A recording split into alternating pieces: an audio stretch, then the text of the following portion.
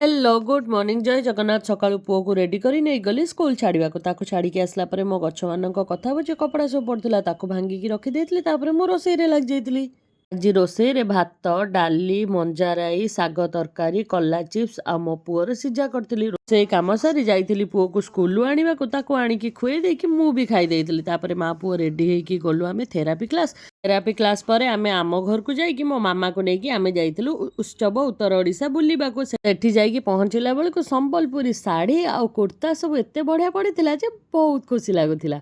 ତାପରେ ମେଳା ମାନେ ତ ଘରର ଛୋଟ ମୋଟ ଜିନିଷ ପାଇଁ ବଢିଆ ବଢିଆ ଷ୍ଟଲ ସବୁ ପଡିଥିଲା। ତାପରେ ଗୋଟେ ସେଣ୍ଡ ଆର୍ଟ ହେଇଥିଲା ଜଗନ୍ନାଥ ବଳଭଦ୍ର ଆଉ ସୁଭଦ୍ରାଙ୍କର ବଢିଆ ସୁନ୍ଦର ହେଇଥିଲା। ତାପରେ ମୋ ପୁଅ ସେଠି ରିମୋଟ କାରରେ ଟିକେ ବୁଲିଲା। ତାପରେ ଆମେ ବୁଲି ବୁଲି ଯାଇ ପହଞ୍ଚିଥିଲୁ ବାଇକ ଷ୍ଟଲ ପାଖରେ। ସେଠି ବାଇକ ଆଉ ସ୍କୁଟିରେ ମୋ ପୁଅ ଚଢି ଯାଇ ଟିକେ ଷ୍ଟାଇଲ ମାରି ଫଟୋ ଭିଡିଓ ଉଠେଇଲା। ତାପରେ ଆମେ ଖାଇବା ଷ୍ଟଲ ପାଖକୁ ଯାଇଥିଲୁ।